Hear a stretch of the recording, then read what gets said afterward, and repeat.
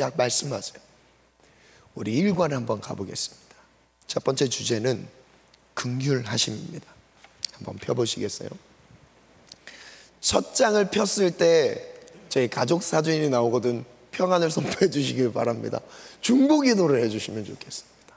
저희 가족 사진. 평안한 가정이 될지어다. 아멘. 주께 더 헌신된 가정이 될지어다. 아멘. 만나는 영혼들마다 영혼 구원이 있을지어다. 네. 그리고 우리 첫 번째 주제를 보겠습니다. 긍휼하심입니다. 긍휼하심. 그 다음 장에 보면 6컷의 만화가 있죠. 자, 우리 귀한 성우에 따라서 여러분 귀한 스토리를 들려드리도록 하겠습니다. 그림 띄워주세요. 엄마 오리가 둥지에 하얀 알들을 품고 있었어요. 조금 있으면 아주 예쁜 오리 새끼들이 태어날 거예요. 그런데 알 중에 검고 큰 알이 있네요.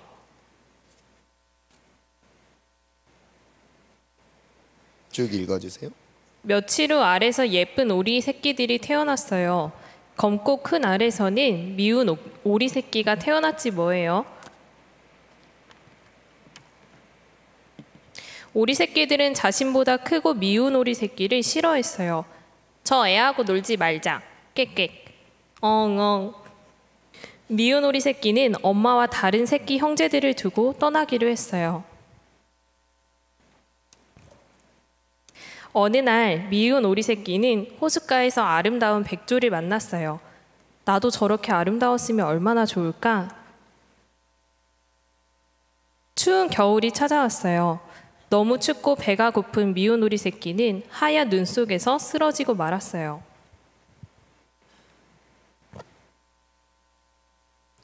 새싹이 돋는 봄이 찾아왔어요. 미운 오리도 잠에서 깨어났어요. 그런데 미운 오리 옆에는 예쁜 백조가 있었어요. 얘, 너는 나와 같은 백조인데 우리와 같이 놀지 않겠니? 미운 오리 새끼는 깜짝 놀라 호수에 자신을 비추어 보았어요. 내가 예쁜 백조였다니. 그 순간 미운 오리 새끼는 자신이 오리가 아니라 아름다운 백조라는 것을 알았답니다. 첫 번째 질문입니다. 노란 오리 새끼들은 왜 미운 오리 새끼를 싫어했을까요? 자기와 달랐기 때문이죠. 사람들은 그렇게 사람들에 대해 평가하고 미움과 다툼을 일으킵니다. 두 번째 질문이에요. 미운 오리 새끼에게 가장 힘든 문제는 무엇이었을까요? 왜 집을 나갔을까요? 미운 오리 새끼는 원래 백조였지만 오리 무리 가운데 있을 때 자기의 위치를, 자기의 정체성을 제대로 발견하지 못했던 거죠.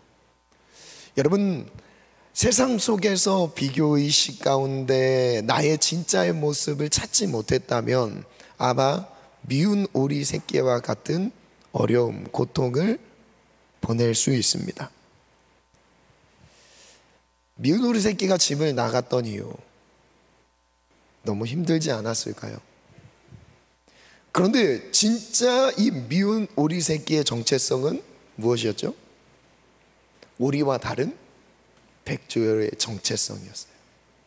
자기가 백조의 무리 가운데 들어갔을 때야 자신의 모습을 진짜 알게 된 거죠. 그로 인한 성경 이야기를 들려드리겠습니다. 38년 된 병자 이야기입니다. 이 이야기는 예수님을 만나면서 자기의 진짜의 모습을 찾게 된 그 장면을, 아주 극단적인 예이지만 이보다 더 고통스러운 사람은 여기에는 없을 것 같아요. 여기에는 38년 동안 병든 인생으로 살았던 이 괴로운 인생, 외로운 인생 한번 살펴볼게요. 요한복음 5장 2절부터 9절 말씀입니다. 한 절씩 교독할게요. 예루살렘에 있는 양문 곁에 이브리 말로 베데스다라는 못이 있는데 거기 행각 5이 있고 그 안에 많은 병자, 맹인, 다리 저는 사람, 혈기 마른 사람들이 누워 물의 움직임을 기다리니 이는 천사가 가끔 못에 내려와 물을 움직이게 하는데 움직인 후에 먼저 들어가는 자는 어떤 병에 걸렸든지 낫게 되미로라. 거기 38배 된 병자가 있더라. 예수께서 그 누운 것을 보시고 병이 벌써 오래된 줄 아시고 이르시되 내가 낫고자 하느냐. 나를 못에 넣어주는 사람이 없어 내가 가는 동안에 다른 사람이 먼저 내려가나이다. 함께 있습니다. 예수께서 이르시되 일어나 내 자리를 들고 걸어가라 하시니 그 사람이 곧 나아서 자리를 들고 걸어가니라. 내용 안식일이. 이해를 위해서 몇 가지 질문을 가져봤습니다. 베데스다 연못 행각에 어떤 사람들이 모여 있죠? 많은 병자들이 모여 있습니다. 그들이 어떻게 치료를 받을 수 있죠? 본문 말씀 4절에 보니까 천사가 물을 움직였을 때 가장 먼저 그 못에 들어가는 사람은 어떤 병에 걸렸든지 고침을 받았다라는 거였어요. 그래서 이 베데스다 우물 근처에 모여있던 사람들에게선 한 가지 단어로 정리할 수 있는 것 같아요. 경쟁이라는 거죠. 빨리 들어가고자 모여있는 것이죠. 병자들은 어떤 마음으로 베데스다 연못 행각에 누웠죠? 이것은 그들에게 마지막 희망인 것이죠. 왜냐하면 의학적인 도움을 받지 못했습니다. 그리고 의학적인 도움마저도 적용이 되지 않았어요. 도움이 되지 않았어요. 그래서 마지막 희망으로 베데스다 연못을 찾아와서 물에 들어가고자 하는 마음을 가지고 있었던 거였어요. 이 환자들에게는 마지막 희망이었습니다. 예수님은 병자에게 뭐라고 물으셨죠? 네가 낫고자 하느냐 물어보셨어요. 병자에게 어떤 어려움이 있었죠? 이렇게 얘기해요. 연못에 넣어주는 사람이 없습니다. 들어가고 싶은데 도와주는 사람이 없다는 거예요. 그러면 이 병자는 함께하는 사람이 있다는 것인가요? 없다는 거죠. 다른 병자들은 좀 차이가 있을 수 있어요. 스스로 들어갈 수 있는 병자가 있을 수 있고요. 자기의 힘으로 물에 들어갈 수 있는 병자가 있었겠고요. 자기의 힘으로 들어가지 못하면 주변의 가족들이나 누구의 도움을 받아서 들어갈 수 있는 환경은 됐겠죠. 도움의 손길은 있었겠어요. 그런데 유독 이 38년 된 병자에게만큼은 없었어요. 고통을 덜어주기 위해 함께하는 사람이 없었다는 점. 예수님은 병자에게 뭐라고 선포하셨죠? 일어나 내 자리를 들고 걸어가라. 병자에게 어떤 일이 일어났어요? 곧 나아서 자리를 들고 걸어갔습니다. 이게 바로 오늘 말씀의 스토리예요. 그래서 이 스토리 안에서의 중요한 세 가지 내용을 먼저 한번 정리해 볼게요. 첫 번째, 치열한 경쟁이라는 거예요. 우리가 사는 사회도 그 공동체가 큰 규모의 그룹이든 작은 그룹의 규모의 그룹이든 교실이든 아니면 뭐 학교든 직장이든 각자마다 처한 그 사회 집단 안에서의 그룹 안에서의 치열한 경쟁 가운데 우리가 던져졌다는 거예요. 행각의 병자들은 모두 치료받기 위해 모였습니다. 양보할 마음이 있었다면 베데스다 연못에 오지 않았겠죠. 서로 먼저 들어가기 위해 가장 좋은 자리를 확보하려고 경쟁합니다. 아, 네가 더 아프니까 네가 먼저 들어가야지. 이렇게 양보할 마음이 있으면 여기 모였을까요? 아니에요. 모이지 않았어요. 이들은 지금 누구보다 더 빨리 이 연못에 들어갈 수 있는 준비를 하고 있어야 돼요. 움직이는 걸 보기 위해서 아마 보초를 쓰고 있지 않았을까요? 돌아가면서 그 연못의 움직임을 보기 위해 깨어있지 않았을까요?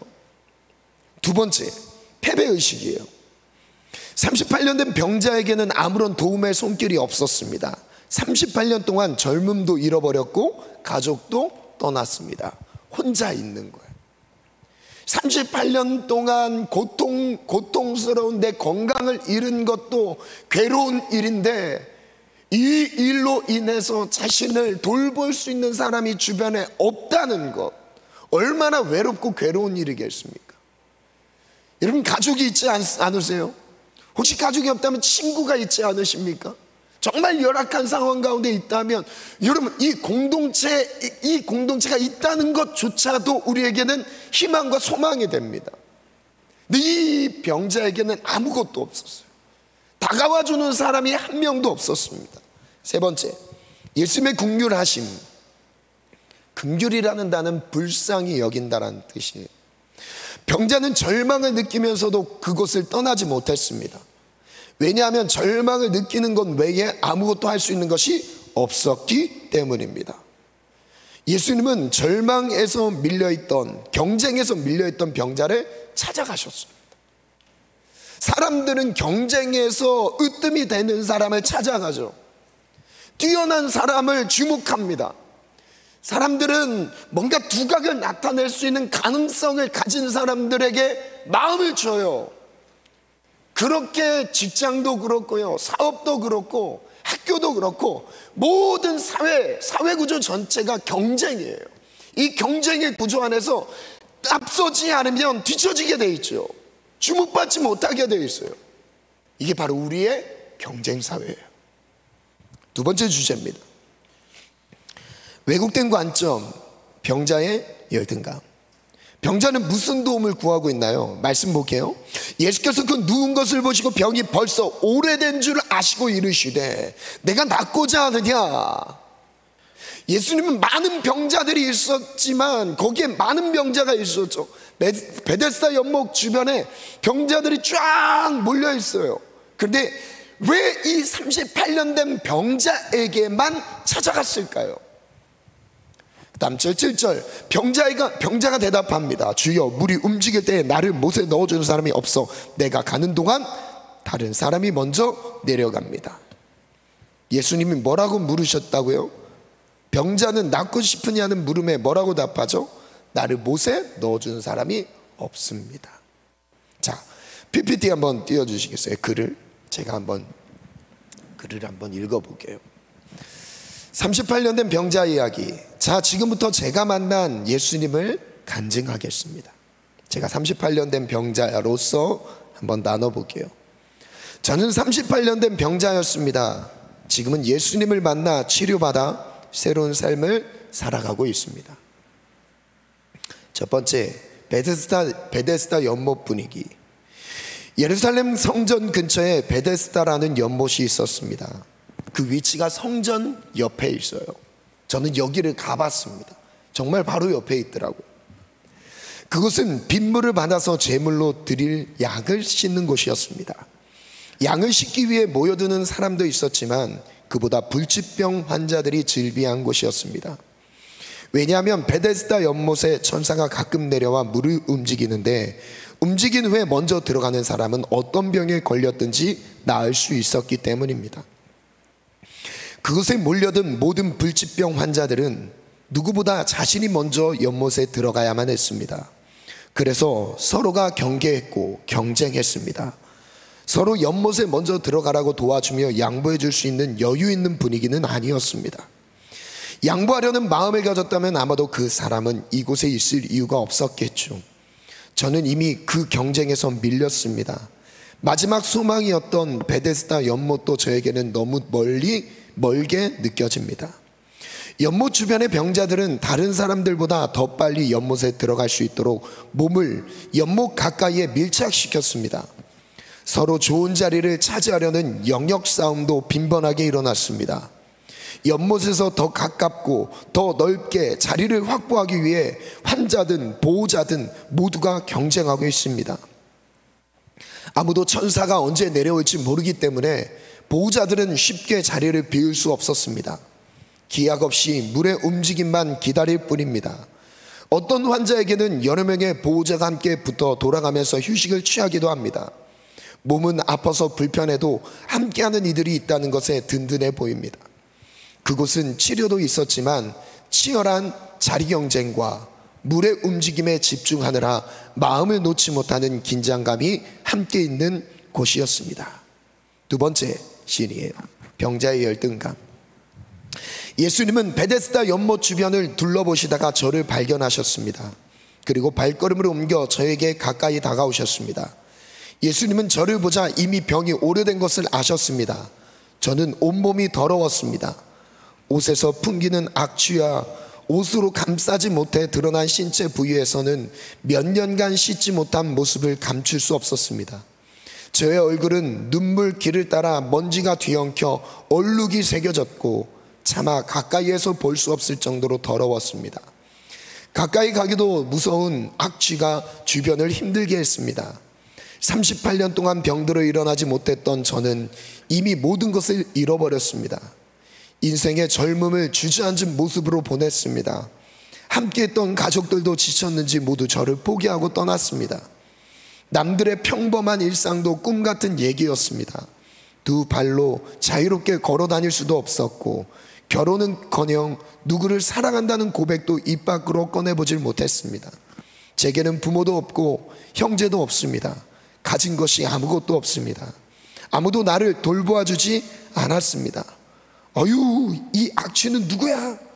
저 냄새 나는 거 봐. 가까이 오지 마세요. 저 멀리서 기다리세요. 보호자라도 같이 있어야 같이 와야 여기 올 수 있는 거라고. 아마 주변 사람들이, 베데스다 연못 주변에 있는 사람들마저도 이 38년 된 병자를 경계했을 거예요. 너무 냄새 나니까 같이 옆에서 물의 동함을 기다릴 수 있는 그런 처지에 놓여 있지도 않았습니다. 저는 베데스다 연못에 가까이 갈 수도 없었습니다. 악취로 인해 아무도 반기지 않았고, 또한 도와줄 사람도 없었습니다. 아무도 나를 받아주지 않았습니다. 받아주는 것까지는 바라지 않더라도 연못 옆에 있도록 도와주는 사람도 없었습니다. 저는 혼자였습니다. 베데스다 연못 주변의 환자들이 부러웠습니다. 연못 가까이에 갈 수 있는 것도 부러웠고, 함께하는 사람들이 있는 것도 부러웠습니다. 저는 그저 멀리서 연못만 바라보고 있는 것이 일상이었습니다. 이 38년 된 병자에게는 그 병이 들어있어도 연못 가까이에서 도움의 손길이 있어서 시간을 보내고 있는 것마저도 부러워 보였어요.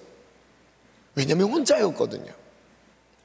작은 소망이라도 가지고 물의 움직임을 기다리는 사람들마저 부러웠습니다. 저에게는 작은 소망도 없었으니까요. 베데스다 연못은 다른 사람들에게는 작은 소망이었지만 저에게는 큰 절망이었습니다. 절망을 느끼면서까지 왜 거기에 있었냐고요? 저에게는 그 외에 선택할 수 있는 것이 아무것도 없었거든요. 저는 절망을 느끼며 하루하루 살아가고 있었습니다. 우리가 비교합니다. 남들에게는 그것이 소망이고요. 저를 이제 띄워주세요. 남들에게는 그것이 소망일 수 있었겠지만, 이 병자에게는, 그 경쟁사에서 밀려있는 사람에게는 그것이 소망이 아니라 그것이 절망으로밖에 다가오지 않았다는 거예요.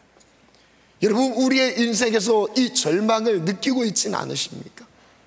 비교의식 가운데서, 경쟁에서 밀려서, 그 밀린 자리에서 그 높은 것을 바라만 보고 있는 내 연약한 모습, 초라한 모습, 그게 바로 어쩌면 나의 모습일 수가 있죠. 12페이지 첫 번째예요. 경쟁에서 뒤처진 병자. 병자는 경쟁에서 밀려 외로이 홀로 있었습니다. 병자의 입장에서 절실한 필요는 누군가의 도움을 받아서 먼저 물에 들어가는 겁니다. 이 38년 된 병자에게 소원이 있다면 이거였어요. 누군가 옆에서 도와주는 거. 예수님이 네가 낫고자 하느냐? 저 낫고 싶습니다 라고 대답하지 못했던 이유는, 지금 이 병자에게 제일 필요했던 게 그 수준에서, 이 병자의 수준에서는 바로 이거였어요. 누군가의 도움을 받아 들어가는 거였어요. 두 번째, 열등감에 빠진 병자예요. 병자는 지나친 경쟁 구도 안에서 열등감에 의해 극도의 절망에 빠져 있습니다. 극도의 절망에 빠져 있어요. 13페이지로 넘어가 볼게요. 우리가 느끼고 있는 열등감은 어디서부터 시작될까요? 여러분, 열등감이라는 이 단어는요, 항상 같이 따라다니는 또 다른 단어가 있어요. 우월감. 우월감을 느끼고 있는 사람은 다른 한편에서 열등감이 있습니다. 그리고 열등감을 갖고 있는 사람은 다른 한편에 쉽게 우월감에 빠질 수가 있어요. 내가 이 열등감 가운데 있다가 어느 수준에서 뭔가 잘 되잖아요. 그러면 순식간에 교만해집니다. 그 교만해진 사람이 순식간에 자기 비하로 빠져요. 이유가 있어요.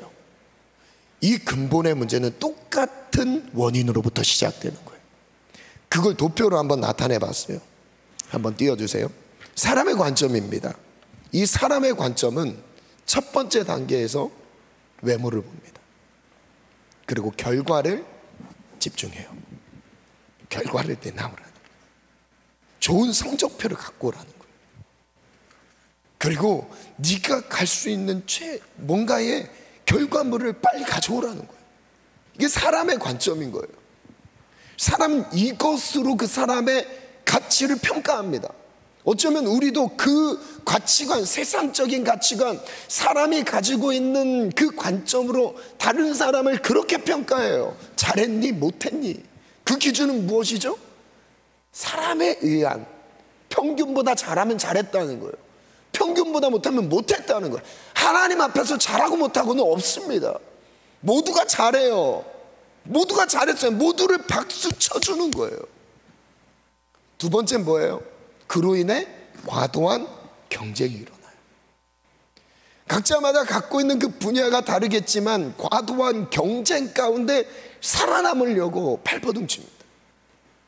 그리고 세 번째는 상대적 비교 의식이 생겨나요. 이 비교 의식이 무엇으로 결과가 나타난다고요? 바로 우월감과 열등감으로 나타나요. 비교 의식. 여러분, 혹시 내가 남과 나를 비교하면서 나의 외모를 비교하면서 스스로 자기 비하에 빠져 있진 않으십니까? 내가 갖고 있는 어느 정도의 실력, 내가 갖고 있는 하나님이 주신 이 달란트마저도 여러분 세상과 견주어 봤을 때 나보다 잘한 사람이 즐비합니다. 너무 많아요. 여러분, 사무엘상 16장 이후에 가면은 다윗이 골리앗 앞에 섰습니다. 그 당시 많은 장수들이 있었어요. 훈련된 용사들이 사울의 군대에 정말 많았습니다. 심지어 이런 표현까지 써요. 물맷돌을 던져서 호리도 틀리지 않고 명중하는 사람들이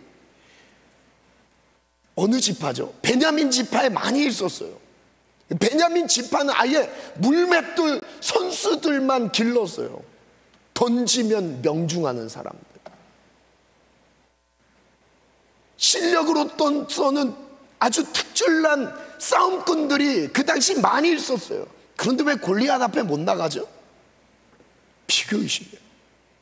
자기보다 강한 사람 앞에 서면 주눅 드는 거예요. 자기보다 잘난 사람 앞에 서면 주눅 드는 거예요. 자기보다 연봉이 높은 사람 앞에 서면 주눅 드는 거예요.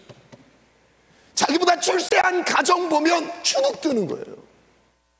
이런 비교의식 가운데 나의 모습을 찾게 된다는 거예요.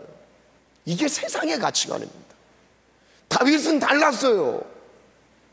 다윗은 하나님이 나와 함께 하시는 가치관으로 골리앗 앞에 섰습니다. 무기가 특별했습니까? 특출난 무기를 가지고 실력으로 그 앞에 섰습니까? 뭔가에 연마하는 시간들이 많이 있었어요. 그게 아니잖아요. 하나님이 함께 하심으로 이겼던 거잖아요. 우리가 세상 가운데 나아갈 때 우리가 믿음으로 선다는 것은 바로 이거예요. 나의 실력과 나의 무기를 가지고 나아가는 게 아닙니다. 그럼 나보다도 월등한 사람 앞에서는 꼬리를 내려요. 나보다도 재능같이 더 뛰어난 재능을 준비한 사람 앞에서는 우리는 초라해져요. 여러분, 그게 아닙니다. 우리는 하나님의 믿음으로, 하나님이 함께 하심으로 하나님이 보내신 곳에 나아가는 거예요. 하나님이 말씀하신 곳으로 믿음으로 진격해 나가는 거예요. 아멘. 그 자리가 골리앗 앞에 서든지 사울왕 앞에 서든지 하나님이 말씀하신 곳에 서는 거예요. 첫 번째예요. 외모 결과 중심. 반드시 좋은 결과를 얻어야 한다고 생각합니다. 사람들은 그래요. 마음의 동기에 의한 과정은 그리 중요하게 여기지 않아요. 타인을 보는 관점 역시 결과 중심적 관점으로 바라봅니다. 결과가 아니다라는 거예요. 저를 따라 선포해 볼게요. 결과가 아니다. 결과가 아니다. 과정이다. 과정이다. 제가 고3 때였습니다. 성적이 안 올라서 그날은 모의고사 딱 보고 진짜 열심히 공부했는데 성적이 안 나오네. 성적이 안 나와서 이제 마음이 무너져 내리죠. 그래서 하교하는 길에 막 눈물이 났어요. 열심히 했는데 안 나오니까. 근데 주님이 그때 저에게 분명한 음성을 들려주셨어요. 동희야, 사람들은 결과를 보지만 나는 과정을 본다. 지금처럼 최선을 다하거라. 와, 그 한 문장이 한마디가 얼마나 위로가 되든지 처음에는 그 결과에 의한 답답한 마음에 흘렸던 눈물의 내용이 바뀌었어요. 주님의 위로의 눈물로 바뀌었어요. 얼마나 큰 위로를 받았는지 모르겠어요. 괜찮대요, 주님이. 주님이 괜찮대요. 지금 못해도 상관없대요. 그게 나의 인생의 끝이 아니라고 말씀하시더라고요. 여러분, 지금 넘어져도 괜찮습니다. 지금 결과가 잘 안 나와도 상관없어요. 주님이 함께 하시잖아요. 아멘. 지금은 되는 거예요. 아멘. 두 번째, 과도한 경쟁이에요. 남보다 앞서야 하는 부담을 안고 살아갑니다. 또한 사람들의 필요를 충족시켜야 하는 불필요한 부담에 갇혀 치열한 경쟁 속에 살아갑니다. 혹시 우리가 지금 처한 내가 내몰린 상황이 이곳 아닙니까? 과도한 경쟁 구도. 남을 짓밟아야 내가 올라갈 수 있는 거. 그런 사회 구조 아닌가요? 우리 똑같이 경쟁하실 겁니까? 똑같이 그 경쟁에 뛰어들어서 남보다 더 한 발짝 가려고 그 경쟁하실 겁니까? 아니에요. 세 번째, 상대적 비교의식. 자신을 다른 사람과 비교하여 앞설 때에는 우월감에 빠지고 뒤처질 때에는 열등감에 빠집니다. 자신을 다른 사람들과 비교했기 때문입니다. 나는 난 거예요. 나는 다. 죄송합니다만 저는 고등학교 입시를 떨어졌어요. 대학 입시도 아니고.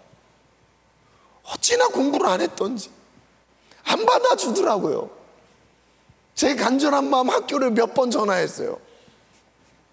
한번 붙여주시면 안 되냐고. 어린 나이에 중3 때. 부모님도 모르십니다. 학교에 붙여달라고. 나 학교 떨어져서. 학교에서 받아주질 않았어요. 요구하는 성적이 있는데. 그렇다고 제 인생이 끝났습니까? 하나님이 나를 훈련시키는 방법은 다르더라고요. 우리 안에 비교의식을 모두 다 내려놓기 원합니다. 아멘. 남과 비교하면서 경쟁해야 되는 부담감들을 다 내려놓기를 원합니다. 그냥 나는 난 거예요. 그 안에 일어나는 다툼과 분쟁이, 그 다툼과 분쟁을 피할 수 없죠. 빨간 글씨를 한번 읽어볼까요? 같이 시작. 상대적 비교의식은 과도한 경쟁으로 이어집니다. 상대평가에서의 승자는 우월감을 느끼고 패자는 열등감을 느낍니다. 혹시 우월감을 많이 느끼시는 분이 계십니까? 조만간 좌절감을 느끼게 될 거예요. 항상 같이 가거든요. 마지막 세 번째 주제예요. 예수님의 긍휼하심. 관점을 바꿔봅시다. 예수님은 어떤 사람들을 만나셨죠? 본문 안에서 8절입니다. 함께 읽습니다. 시작. 예수께서 이르시되 일어나서 내 자리를 들고 걸어가라 하시니 그 사람이 곧 나아서 자리를 들고 걸어가니라. 그 뒤에 예수께서 성전에서 그 사람을 만나서 말씀하셨다. 보아라, 내가 말끔히 나았다. 다시는 죄를 짓지 말아라. 그리하여 더 나쁜 일이 너에게 생기지 않도록 하여라. 질문을 볼게요. 왜 예수님은 38년 된 병자를 찾아가셨을까요? 좀 더 힌트를 드렸어요. 많은 병자가 있었지만 이 38년 된 병자는 지금 최악의 상황입니다. 괴로운 것 그 이상으로 외로워요. 아무도 함께하는 사람이 없어요. 자, 이제 PPT 글을 한번 띄워주시고요. 마지막 세 번째 글인데요. 예수님의 긍휼하심. 그런데 누군가 제게 다가왔습니다. 평소에 느끼지 못했던 뭔가 다른 감정이 느껴졌습니다. 인자하면서도 따뜻함이 느껴졌지만 마음을 쉽게 열지 않았습니다. 지금까지 베데스다 연못에서 받았던 도움을 떠올린다면 연못에서 멀리 떨어지게 자리를 옮기는 데 도움을 받았던 것밖에는 없었으니까요. 이 병자를 도와줬던 상황들은 더 멀리 멀어지게 하는 도움이었던 것. 도움 같지 않은 도움이었죠. 모두 자기를 위한 도움이었지 저를 치료해 주기 위한 도움은 아니었습니다. 참고로 이곳 베데스다 연못이 예루살렘에서 가장 치열한 경쟁이 있는 곳이라고 한다면 믿으시겠어요? 경쟁이 치열한 곳에서는 도움에 있어서 인색하거든요. 저 역시 도움을 기대하는 것도 웃기는 발상이겠고요. 그런데 이 분은 갑자기 제게 더 가까이 다가오시더니 말을 건네주셨지요. 38년 동안 병들어 죽지 못해 살아가고 있는 저를 찾아오셨다니까요. 그리고 말씀하셨어요. 내가 낫고자 하느냐. 물이 움직일 때에 나를 들어서 연못에 넣어주는 사람이 없어요. 내가 가는 동안에 나보다 먼저 물에 들어가고 있어요. 아무도 나를 물에 들어가도록 도와주지 않아요. 제 곁엔 아무도 없어요. 나를 찾아오신 분에게 물이 움직일 때에 물에 넣어달라고 부탁하고 싶었지만 차마 말을 잇지 못했어요. 상식적으로 누가 온종일 제 곁에서 도와줄 수 있겠어요? 가족들도 포기했는데 말할 면목이 없었죠. 내 마음을 읽으셨는지 다른 것은 묻지 않으셨어요. 아마도 부담되어 그럴 수도 있겠다 싶었죠. 그런데 갑자기 저에게 말씀하셨어요. 그 목소리는 부드러우면서도 분명하게 들렸어요. 작은 소리였지만 설명할 수 없는 힘이 느껴졌어요. 일어나라. 내 자리를 들고 걸어가라. 놀라운 일이 벌어졌어요. 갑자기 제 다리가 감전된 것처럼 찌릿해졌어요. 그리고 근육이 움직이는 것을 느꼈어요. 그 목소리가 움츠려 있던 마음을 일으켰어요. 일어나기도 전에 이미 일어났다는 믿음이 생겼어요. 저는 즉시 나와서 자리를 들고 걸어갔습니다. 알고 보니 그는 소문으로 듣던 예수님이셨어요. 아무것도 구하지 않았던 나에게도 찾아오셔서 절망의 마침표를 찍게 하셨어요. 아무도 돌아보지 않는 한 영혼에게 찾아오셨어요. 예수님은 고통 중에 있는 사람들 중에서도 버려진 나에게 찾아오셨습니다. 예수님은 지금도 홀로 있는 한 영혼을 찾아가십니다. 경쟁에서 밀린 한 영혼에게 찾아오십니다. 왜 예수님은 그 많았던 병자들 중에서 38년 된 병자였던 저에게 다가오셨을까요? 절망스러운 환경이라면 바로 그때가 예수님과 만남이 시작되는 자리입니다. 다른 사람들에게는 작게 보이는 소망이라도 있었어요. 그러나 제게는 그마저도 없었거든요. 그것이 바로 예수님을 만날 수 있는 비결입니다. 여러분, 언제 예수님이 우리를 만나주시는지 아세요? 자그마한 소망이 될 만한 그 환경 가운데 놓였어요. 여러분, 예수님은 일하시지 않으십니다. 예수님 역사하지 않으세요. 예수님 언제 일하세요? 모든 소망이 끊어진 그 자리에서 만나주기 시작하세요. 내 삶의 비전이 보이지 않아요. 답답해요. 아무것도 할 수 없어요. 여러분, 그때가 예수님을 만날 때인 거예요. 여러분, 많은 어려움에 처한 병자들이 있었지만 그 모든 사람들이 만났던 게 아니었어요. 모든 소망이 끊어진, 절망만 기다리고 있는 이 베데스다의 38년 된 병자, 예수님이 유독 이 사람에게 집중하셨다는 거예요. 여러분, 소망이 끊어지셨습니까? 소망이 느껴지지 않으세요? 여러분, 그때가 예수님이 찾아오는 때라. 베데스다는 어떤 곳인가요? 하지만 베데스다 연못은 소망 같지만 절망입니다.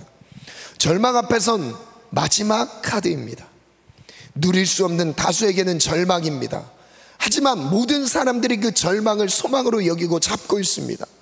차라리 저처럼 절망했더라면 예수님이라도 만날 수 있었을 텐데 말이죠. 지금 여러분도 소망 같아 보이는 가능성들을 붙잡고 있지는 않나요? 여러분의 인생에서 베데스다 연못은 무엇인가요? 저것만 있으면 살 수 있다고 여기며 삶의 모든 에너지를 어디에 집중시키고 있나요? 자녀들이죠. 잘못 나왔어. 명문대학 출세, 돈, 승진, 사업의 번창, 훗날 깨닫게 될 것입니다. 소망처럼 보였던 것이 절망임을 말이죠. 저는 절망을 지나면서 만났습니다. 모든 것을 내려놓고 포기한 그 자리에서 나를 찾아오셨습니다. 지금 모든 것을 내려놓고 예수님만 바라보시기를 바랍니다. 아멘. 나의 절망이 예수님의 소망이라는 것, 소망은 절망을 지나야만 얻을 수 있다는 것, 절망의 크기가 소망의 크기라는 것. 여러분, 절망을 지나야만 소망을 얻을 수 있습니다. 아멘. 그 소망은 우리 예수 그리스도예요. 아멘. 여러분, 내 모든 소망이 끊어진 그 자리에 예수님이 기다리고 계실 거예요. 여러분, 그 예수님을 만나시기를 축원합니다. 아멘. 뭔가 실패하셨어요? 도전해도 안 됩니까? 답답하십니까? 여러분, 거기서 베데스다 연못에 집중할 것이 아니라 이것이 내게 소망이다라고 여기는 그 한 가지, 그게 베데스다 연못일 수도 있겠죠. 다수에게는 그 연못이 집중된 자기의 소망처럼 여기는 마지막 유일한 카드였어요. 그런데 그것이 더 큰 절망을 낳게 된다라는 거. 그것이 우리에게 소망처럼 보였지만 더 큰 절망으로 찾아오게 될 거예요. 그래서 지금이에요. 지금 예수님을 바라보라. 아멘. 마태복음 9장에 보니까 예수님이 어떤 일을 하셨는지를 기록하고 있어요. 마태복음 말씀 띄워주세요. 예수께서 모든 도시와 마을에 두루 다니사 그들의 회당에서 가르치시며 천국 복음을 전파하시며 모든 병과 모든 약한 것을 고치시니라. 그리고 36절 읽어볼까요? 시작. 무리를 보시고 불쌍히 여기시니 이는 그들이 목자 없는 양과 같이 고생하며 기진함이라. 질문 보게. 예수님의 주된 사역은 무엇이었죠? 가르치시며 천국 복음을 전파하시며 그리고 모든 병과 약한 것을 고치시는 사역. 예수님은 모여든 무리를 왜 불쌍히 여기셨죠? 불쌍히 여기신 이유는 목자 없는 양과 같이 고생하며 기진한 상태였어요. 자기를 인도해 줄 수 있는 대상을 만나지 못했던 거예요. 어떤 것이 진리의 길인지, 생명을 얻을 수 있는 길인지, 내 영혼이 살아날 수 있는 길인지 도움을 받지 못했던 거예요. 근데 예수님이 그들에게 목자가 되시죠. 로마서 11장 32절 같이 읽겠습니다. 시작.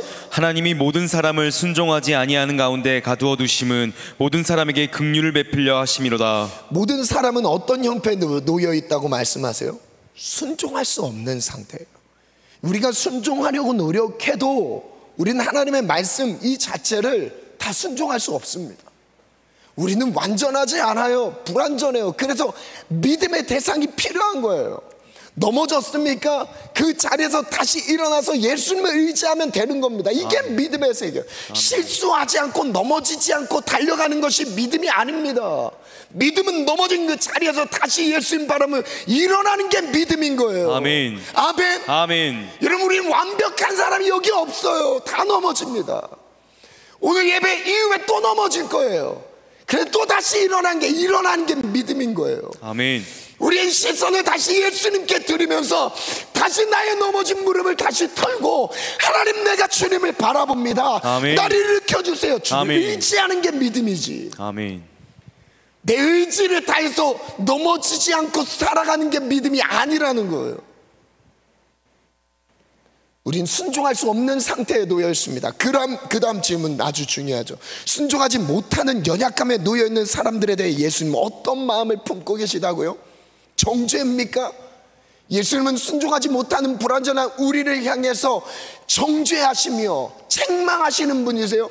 그 다음 뭐라고 말씀하세요? 긍휼히 여기셨대요. 긍휼하심, 불쌍히 여기시는 분. 첫 번째, 소외된 영혼. 하나님은 병들고 소외된 영혼들을 만나셨습니다. 하나님을 만난 사람들의 공통점 무엇이죠? 외로이 홀로 버려졌다. 두 번째, 예수님의 긍휼하심. 병자는 물에 먼저 들어가지 않았어도 치료를 받았습니다. 물에 들어가야만 치료된다라는 공식을 깨버렸어요. 들어가지 않고 치료됐어요. 누구로 인해서요? 예수님으로 인해서. 그래서 경쟁하지 않고도 치료되었던 것입니다. 경쟁해야 성취하는 게 아니에요. 경쟁해야 얻어내는 게 아닙니다. 뭐라고 하셨어요? 치료의 시기는 언제였어요? 예수님의 긍휼을 입을 때였어요. 예수님이 불쌍히 여기는 것을 입었을 때. 저를 따라 고백해보면, 예수님 나를 긍휼히 여겨주세요. 나를 긍휼히 여겨주세요. 나를 불쌍히 여겨주세요. 나를 불쌍히 여겨주세요. 여러분, 이 마음이면 충분합니다. 아멘. 여러분 모든 교만한 마음을 낮추시기를 바랍니다. 아멘. 내가 뭔가를 할 수 있는 에너지가 있으십니까? 주님이 그게 다 빠질 때까지 기다리실 거예요. 내 모든 노력으로 이루려고 하시는 뭔가의 수고들이 있으세요. 그 모든 수고가 물거품 될 때까지 주님 기다리실 거예요. 그 전에 빨리 내려놓으시고 교만을 꺾으셔야 돼요. 아멘. 교만하면 망합니다. 겸손하게 엎드리셔야 돼요. 예수님 아니면 살 수 없습니다. 예수님 아니면 도움이 없습니다. 이것이 우리의 고백이 되기를 축원합니다. 아멘. 우리 빨간 글씨 읽어볼까요? 시작. 하나님은 경쟁에서 뒤처진 인생을 살피시며 아무도 돌아보지 않는 인생을 찾으십니다. 경쟁에서 앞선 사람이 이긴 것이 아닙니다. 예수님의 긍휼을 입어 죄에서 구원을 받아야 합니다. 결과 자체가 다르죠. 결과 자체, 경쟁에서 이긴 것, 경쟁에서 이룬 것, 여기에 초점을 두지만 믿음의 사람들은 완전 달라요. 그래서 경쟁하지 않아요. 긍휼을 입어 구원에 이르는 완전 다른 결과를 향해 살아가는 거예요. 아멘.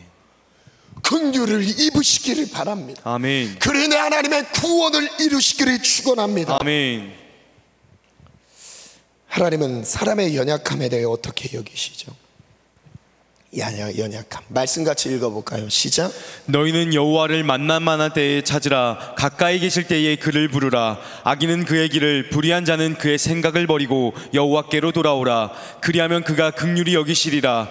우리 하나님께로 돌아오라. 그가 너그럽게 용서하시리라. 여호와를 만날 만한 때 가까이 계실 때는 언제죠? 바로 지금인 거예요. 악인이 여호와께 돌아가려면 무엇을 버리라고 하죠? 두 가지를 버리라고 해요. 그의 길, 가던 길을 버려야 한다. 그리고 두 번째, 그의 생각을 버려야 한다. 아멘. 우리의 가던 그 모든 행위를 멈추라는 거예요. 아멘. 아멘. 그리고 악한 생각들을 버리시기를 축원합니다. 아멘. 악인에 대한 하나님 여호와의 마음은 어떠시죠? 두 가지 마음을 말씀하셨어요. 긍휼히 여기신다. 너그럽게 용서하신다. 두 가지 마음. 이게 우리 아버지의 마음이란.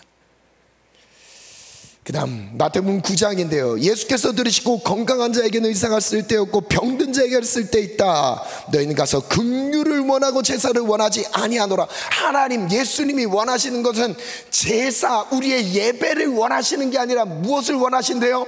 긍휼을 원하신다. 아멘. 우리가 열심히 모여 예배하는 걸 원하시는 게 아니라 긍휼한 마음을 원하신다. 아멘.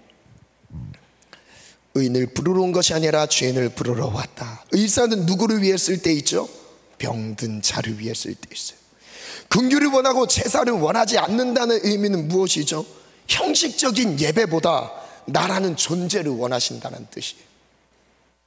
우리가 드리는 이 형식의 예배보다 나의 존재를 기다리시는 하나님. 예수님은 누구를 부르시죠? 죄인을 부르세요. 우리가 죄인이기 때문에 지금 예배하는 거예요. 의인이 아닙니다. 죄인이기 때문에 예배합니다. 우리가 죄인 되었을 때 하나님의 사랑은 어떻게 확증되었죠? 그리스도께서 우리를 위해 죽으심으로. 하나님의 첫 번째, 하나님의 기다림. 하나님은 모든 죄인이 가까이 계셔서 자신을 찾길 기다리십니다. 악인이라도 하나님을 찾으면 즉각 만나주시겠다는 마음을 느낄 수 있습니다. 두 번째, 죄인의 회개가 필요해요. 하나님은 의인의 제사를 원하시는 것이 아니라 죄인에게 긍휼을 베풀기를 원하십니다. 형식적인 예배가 아니라 죄인들의 회개를 기다리고 계십니다. 지금도 죄인들을 찾고 계세요. 오늘 우리 예배 가운데서 물론 하나님을 높여드리는 것도 좋습니다. 그러나 하나님이 정말 기뻐하시는 것은 회개예요. 죄에서 돌이키는 거예요. 아멘. 이것을 바라고 계세요. 이거를 주목하고 계세요. 아멘. 세 번째, 하나님의 긍휼하심. 예수는 우리가 죄인 되었을 때 찾아오십니다. 모든 죄의 짐을 대신 짊어지시고 십자가에서 죽으심으로 대속하셨습니다. 이렇게 우리를 향한 사랑을 확증하십니다. 하나님의 긍휼하심 앞에 우리는 무엇을 해야 할까요? 말씀같이 읽어볼까요? 시작. 만일 우리가 우리 죄를 자백하면 그는 미쁘시고 의로우사 우리 죄를 사하시며 우리를 모든 불의에서 깨끗하게 하실 것이요. 이제 하나님 아버지의 성품을 마지막으로 다루는 내용입니다. 반주 준비해 주시고 너는 내 아들이라. 그 다음 찬양은 나의 사랑 너는 어여쁘고 참 귀하다. 그 찬양 준비해 주세요. 여러분, 자백이라는 단어를 한번 볼게요. 만일 우리가 우리 죄를 자백하면 호몰로게오 발음하는데, 자백하다, 시인하다라는 뜻이죠. 호무, 함께라는 뜻과 로고스, 말씀이라는 뜻의 합성어입니다. 하나님의 말씀과 같은 말로 말하는 거예요. 예수 그리스도와 같은 마음으로 말하는 것을 자백하다라는 거예요. 그래서 저는 이렇게 정리해 봤어요. 죄를 자백하는 것은 하나님의 말씀을 인정하여 같은 마음으로 고백하는 것입니다. 하나님의 마음은 죄인을 긍휼히 여깁니다. 우리는 하나님과 같은 마음으로 자신을 긍휼히 여기는 마음으로 죄인임을 고백하는 것입니다. 하나님 아버지께서 나를 정말 긍휼히 여기세요. 내가 너무 소중하니까요. 여러분, 한 분 한 분이 너무 소중해서 하나님이 긍휼히 여기세요. 그 마음으로 자신을 생각하는 거예요. 그 마음으로 고백하는 거예요. 그게 자백인 거예요. 예수님은 어떤 분이시죠? 미쁘시고 의로우신 분이에요. 변하지 않는 분이라는 거예요. 하나님은 변하지 않은 분이에요.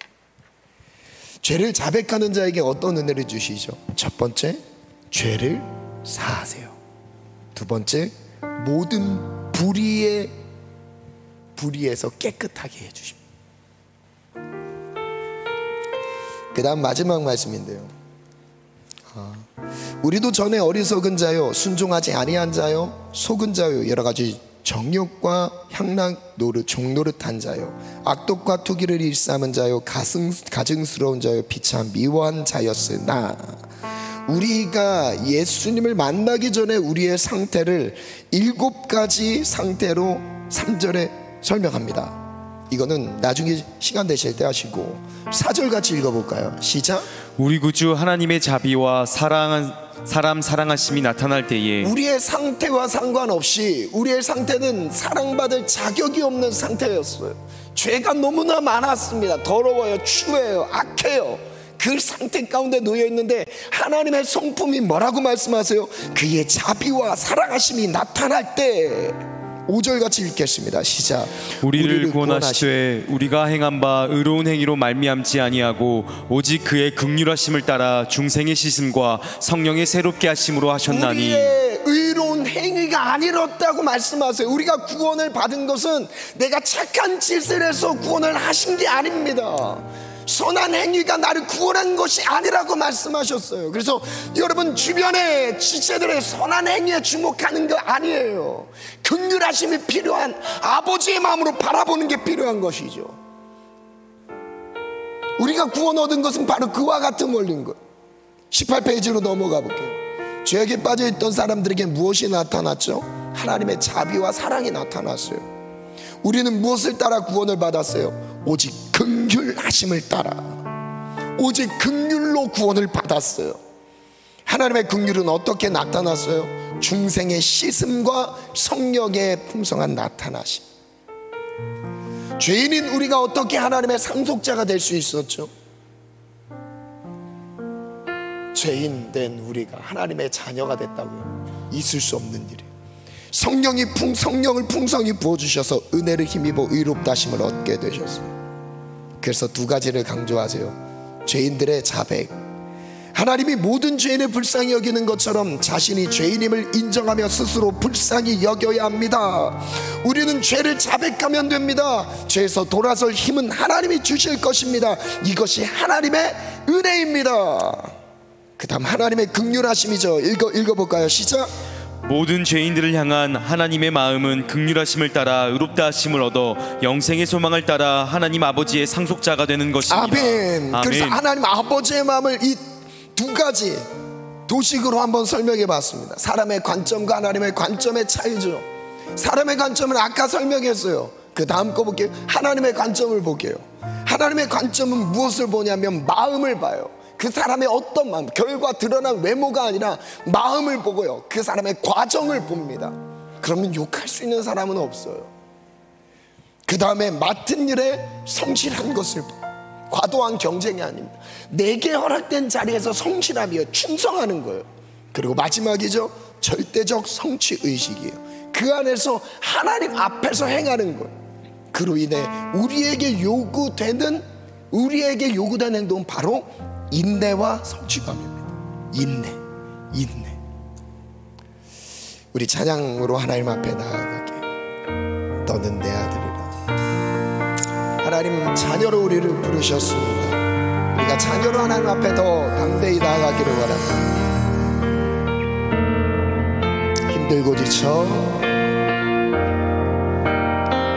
힘들고 지쳐 낭망하고 넘어져 일어날 일 전혀 없을 때에 조용히 다가와 손잡아 주시며 나에게 말씀하시네. 나에게 실망하여 내 자신 연약해 고통 속에 눈물 흘릴 때에 자국난 그 손길 눈물 닦아주시며 나에게 말씀하시네. 우리 다시 한번 찬양합시다. 힘들고 지쳐 낭망하고 넘어져 일어나니 전혀 없을 때에 조용히 다가와 손잡아 주시며 나에게 말씀하시네. 나에게 실망하여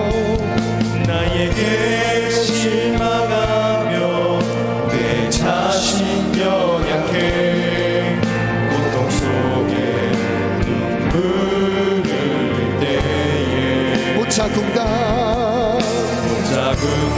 그 손길 눈물 닦아주시며 나에게 말씀하시네.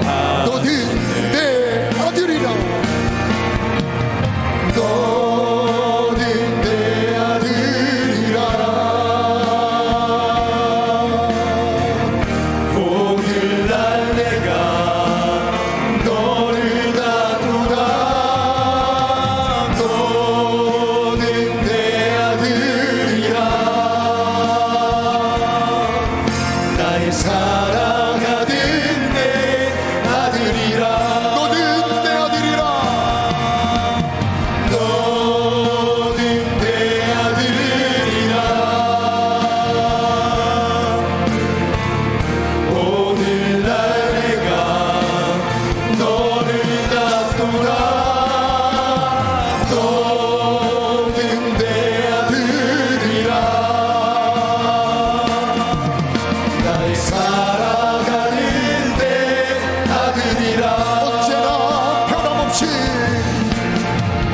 언제나 변함없이 너는 내 아들이라. 나의 십자가 고통 산의 그 고통으로 내가 너를 낳았으니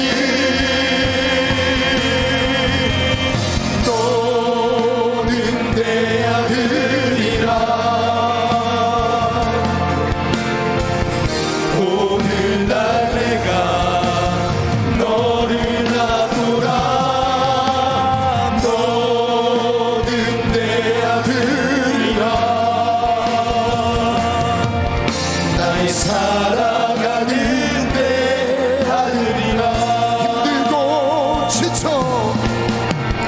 힘들고 지쳐 낭망하고 넘어져 일어나니 전혀 없을 때에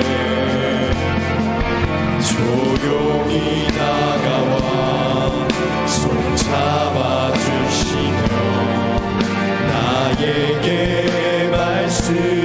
말씀하시네. 나에게 실망하며 내 자신 연약해 고통 속에 눈물을 흘릴 때에 조용히 다가와 내 손을 잡아주십니다. 나에게 말씀하시네. 너는 내 아들이라. 너는 내 아들이라. 오늘 날 내가 너를 낳노라. 너는 내 아들이라. 나의 사랑하는 내 아들이라. 너는 내 아들이라. 너는 내 아들이라. 우리의 어떠함에 상관없이 우린 하나님의 전임을 고백하며 하나님 나의 사랑하는 성취에 따라 하나님의 찾는 것이 아닌 하나님 나의 존재로서 하나님 앞에 서게 도와 주옵소서.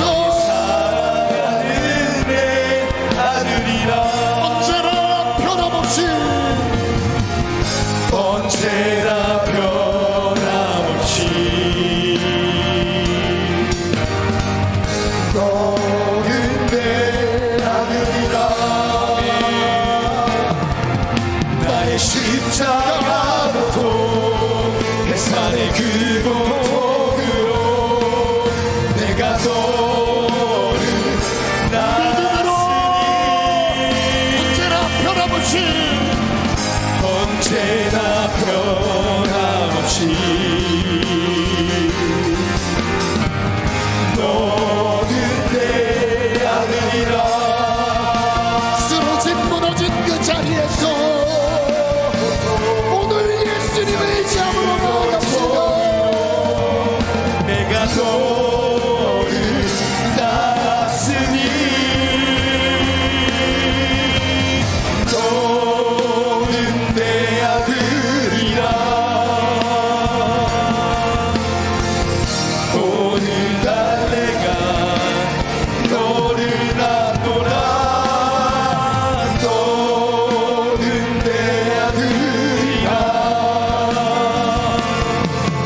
널 사랑하는 내 아들이라. 오늘 말씀을 기억하며 하나님 세상의 가치관 안에 사람의 관점으로 나를 평가하고 판단하지 않게 하옵소서. 아멘. 쓰러지고 넘어진 그 자리에서도 하나님 내가 하나님 존재 앞에 서기를 원합니다. 아멘. 나를 존귀히 여기시니 큰길히 여기시니 하나님 아버지의 품 안에 우리가 안기기를 원합니다.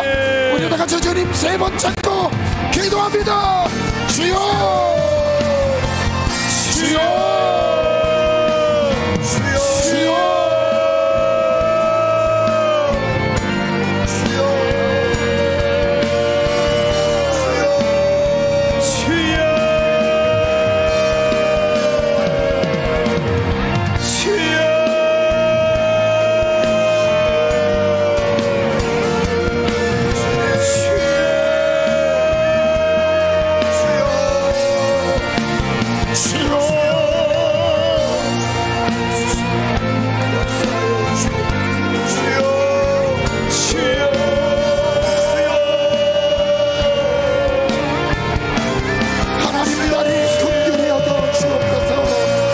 넘어지고 쓰러진 그 자리가 예수님을 만날 자리.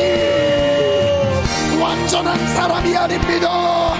우리의 결핍 가운데 예수여 내 소망이 되어 주옵소서. 주여 주여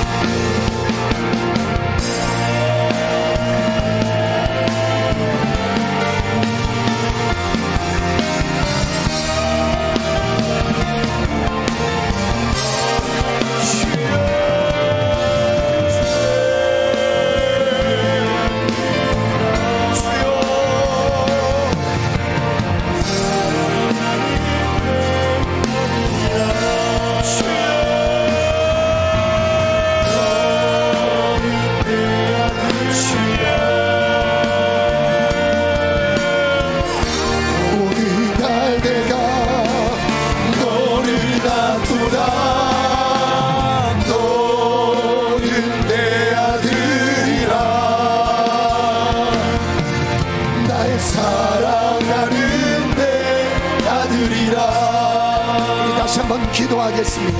기도 제목 띄워주시고요. 첫 번째 기도 제목인데요, 함께 믿음으로 선포할게요. 시작.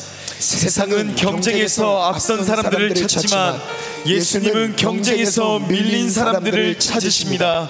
아무도 돕는 이 없어 홀로 버려진 사람들을 찾아가시는 예수님, 오늘 나의 절망의 자리가 예수님을 만나는 자리가 되게 하소서. 두 번째 기도 제목도 띄워주시겠습니다. 시작. 사라질 것들에 소망을 두지 않겠습니다. 내 인생에서 절망을 안겨주는 베데스다를 내려놓게 하소서. 어쩔 수 없이 의지하던 것마저도 내려놓을 힘을 주소서. 오직 예수님만을 소망으로 품게 하소서. 예수님은 우리가 잘하도록 부르시지 않았습니다. 너 그거에 성취를 그리고 나의 성과를 가져와라. 주님 그렇게 부르시지 않았어요. 절대 그렇게 부르시지 않았어요. 하나님은 나를 부르셔서 하나님의 일을 감당하게 하십니다. 아멘. 내가 그 기준을 정해서 잘해야 된다는 게 아닙니다. 그것은 내 기준이에요. 세상의 기준이에요. 여러분 다 내려놓으시길 바라요. 아멘. 조금 천천히 가도 됩니다. 아멘. 조금 돌아가는 것처럼 막힌 듯이 느껴져도 상관없어요. 거기서 넘어져도 괜찮아요. 여러분 나 예수님이 거기 안 계시지 않습니다. 넘어진 그 자리에서 내 손을 잡아 일으켜 주시는 거예요. 아멘. 오히려 예수님을 더 잘 느낄 수 있어요. 아멘. 여러분 완벽한 나의 모습을 기대하고 계십니까? 여러분 모두 내려놓으시기를 축복합니다. 아멘. 모두 내려놓기를 축복합니다. 아멘. 오늘 주의 부름을 따라 나아갑시다. 아멘. 완전한 모습이 아니에요. 쓰러지고 넘어져도 좋습니다. 오늘 예수님을 의지합니다. 아멘. 예수님께 나아갑니다. 절망의 베데스다가 아닌 나를 찾아오시는 예수님이 나의 소망이라. 우리 다 같이 주님 세 번 찾고 기도합니다. 주여, 주여,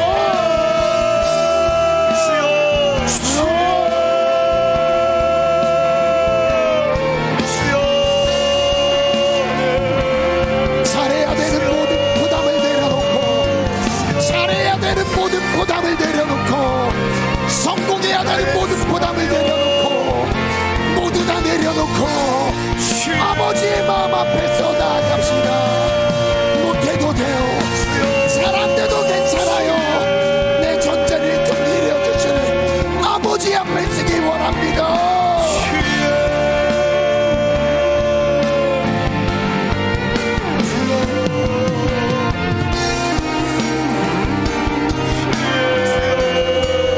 잘해야 된다.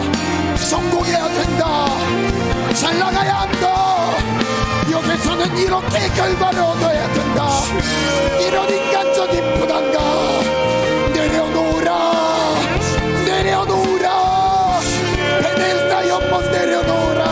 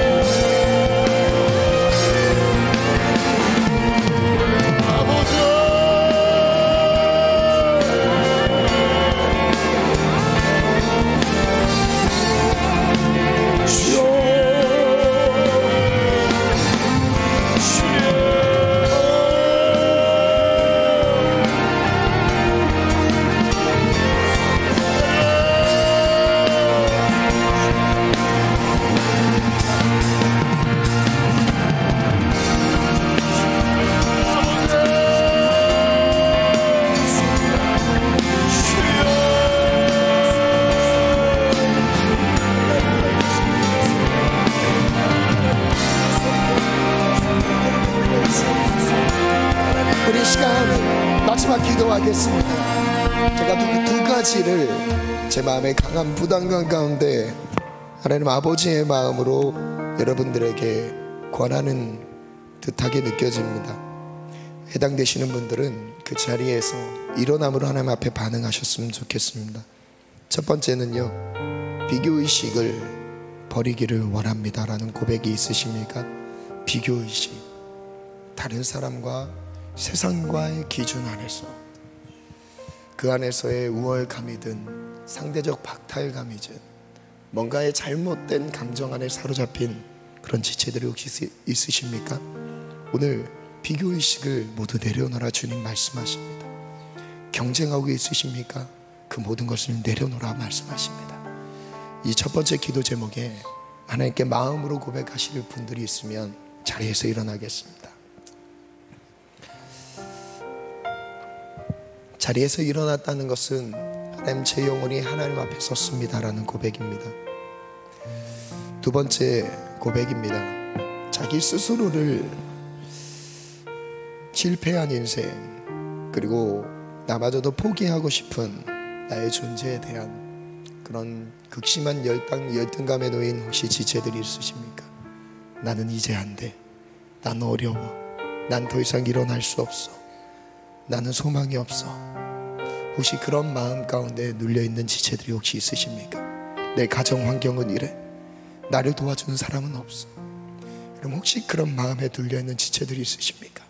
오늘 예수님이 38년 된 병자를 찾아가셨던 그 주인공이 될 것입니다. 그 지체들, 그 마음에 눌려있는 지체들이 있다면 오늘 자리에서 일어남으로 고백하겠습니다. 오늘 이 두 가지 기도 제목으로 하나님 앞에 설게요. 간절히 기도할게요. 두 손을 들고 기도하셔도 좋습니다. 손을 마음에 모아서, 가슴에 모아서 기도하셔도 좋습니다. 하나님 아버지의 긍휼을 입길 원합니다. 비교의식을 내려놓게 하시고, 아멘. 상대평가를 내려놓게 하시고, 아멘. 외모 결과 중심을 내려놓게 하여 주옵소서. 아멘. 내 마음의 우월감은 떠나갈지어다. 아멘. 상대적 열등감은 사라질지어다. 하나님, 포기하고 좌절하고 낭망한 심령들을 일으켜 주시옵소서. 아멘. 우리 다같이 간절히 주여 삼창 기도합니다.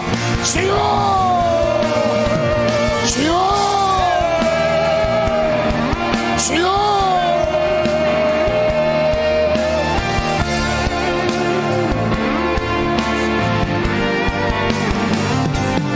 나는 할 수 없어. 나는 포기할래. 나는 주변을 보니 나를 도울 사람이 없어. 나는 왜 이러는지 모르겠어. 주님, 그때가 주님을 만난 때라. 예수님이 그때 찾아오신다.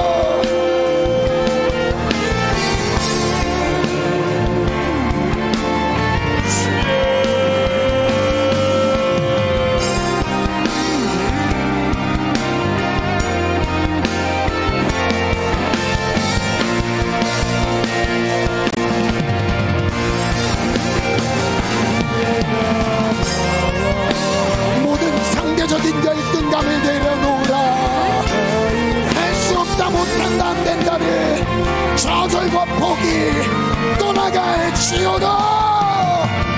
떠나갈지어다. 하나님 아버지의 긍휼하심, 모든 상대적 비교의식을 떠나가게 하소서. 아버지의 관점으로 나를 보게 하소서.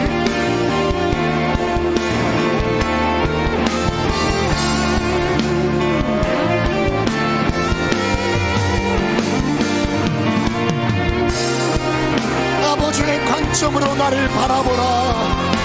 아버지의 관점으로 나를 바라보라. 주님의 나라가 뜻이 나의 삶 속에 임하시며 주님 갈 길을 주만도 길을 소망해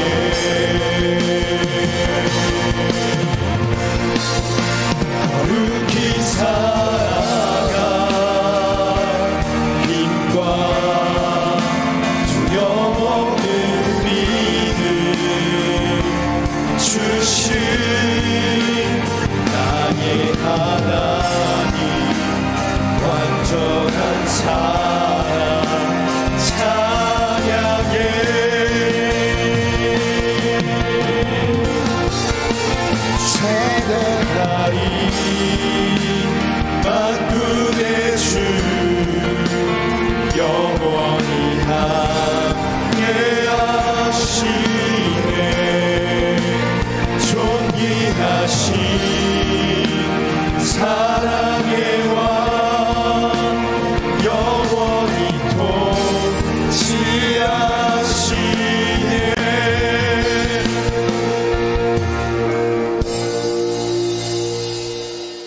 사람이 주목하고 집중하는 것, 외모와 결과, 그에 의해 비교하며 뒤처지지 않으려 경쟁하고 있었던 내 마음의 모든 힘을 내려놓습니다. 아멘.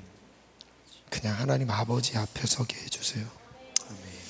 주님, 나를 못했다라고 책망하거나 나를 매몰차게 세워놓지 않으심이 아버지의 따뜻한 성품 안에 긍휼과 자비가 있다는 것을 잊지 않게 하소서. 아멘. 넘어지지 않는 완벽한 사람을 찾는 것이 아니라 넘어진 자리에서 도움이 필요한 사람을 찾고 계시는 우리 아버지의 손길을 바라봅니다. 아멘. 하나님, 오늘 그 긍휼과 자비를 의지하며 나아갑니다. 아멘. 할 수 없다, 못한다, 안 된다, 실패와 좌절과 포기, 절망의 영이 예수의 이름으로 떠나갈지어다. 아멘. 모든 우월감은 사라질지어다. 아멘. 상대적 박탈감은 떠나갈지어다. 아멘. 절망감은 떠나갈지어다. 아멘. 열등감은 사라질지어다. 아멘. 난 하나님 앞에서 보배롭고 존귀한 하나님의 처녀란 것 잊지 않게 도와주시옵소서. 아멘. 실패해도 상관없습니다. 아멘. 넘어져도 상관없습니다. 아멘. 주님의 부르심의 자리로 나아가리라 아멘. 축복하며 예수님의 이름으로 기도합니다. 아멘. 아멘.